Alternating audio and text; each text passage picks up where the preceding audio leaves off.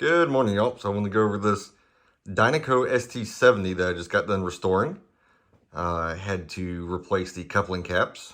So I've got orange drop in the positions that don't really matter, and then the fast caps in the positions that do matter as far as tone goes. Added a volume control down here, and this is a stepped attenuator. Gold-plated RCA jacks. Some new tongue saw EL 34Bs. Decided to go with this adapter set to go from a 6U8A to the 7199 that this is supposed to have in it. Electrically, the 6U8A tube and the 7199 are electrically identical. It doesn't really matter as far as the performance of it. It's just the pinouts different, so that's the reason why it's got that adapter in place. JJGZ34. It's been recapped. You can see here with the new can cap. I've got it all biased up, and let's see how this thing performs on the meter. So here I have the analog discovery tool that I use that was built by the Stuff Made. Using Analog Discovery 3 to do testing for hi-fi amplifiers. That way I can see how it performs. So the first test here is going to be THD versus power. So this is going to be looking at how much voltage is going into the input of the amplifier compared to how much power it is making, and the total harmonic distortion, which is what THD stands for. Now, for guitar amplifiers, really don't care about this all that much, but for hi-fi amplifiers, we generally want the lowest THD possible with the maximum amount of power.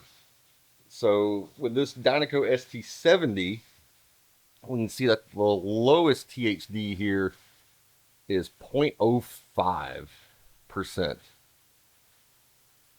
So that's pretty low, and that is with 0.3 volts going into the amplifier. You can see up here, it's rated at 35 watts a channel. I'm kind of sneaking up here, like right at 1% THD is making 35 watts. So that is pretty good.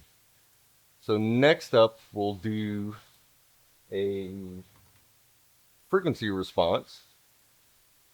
And I'm going to do it 20 hertz to 20 kilohertz. And I want to aim for this region here, about 0.3. So that's about 2 watts of power, which is honestly all most people really use to listen to music. So anything above that, it's pretty much too loud for most people. So let's run this.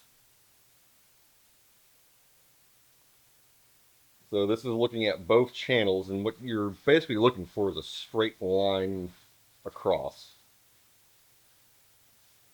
So as you can see, there's a little bit of a low frequency roll off and a little bit of a high frequency roll off, and there's a little peaks here.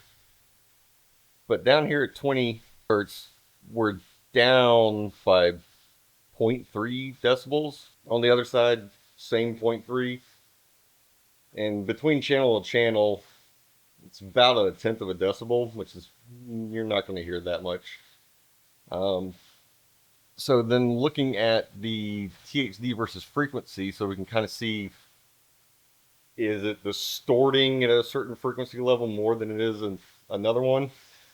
So let's run this, and I kind of explain it as it goes.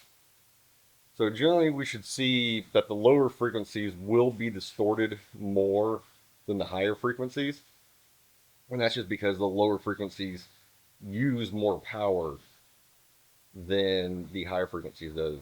Because you have to remember, it's RMS power. So it's the average of the power for the sine wave, and a lower frequency, the peaks and valleys are much further spread apart. So we can see this stays pretty much below 0.2 THD at 1 watt. And again, that's about all most people use when they actually listen to music. So while not completely flat, this is an amplifier that I've dated to 1962. Restored it. It performs pretty well. So if you like what you see, please like and subscribe, leave a comment. Thank you all.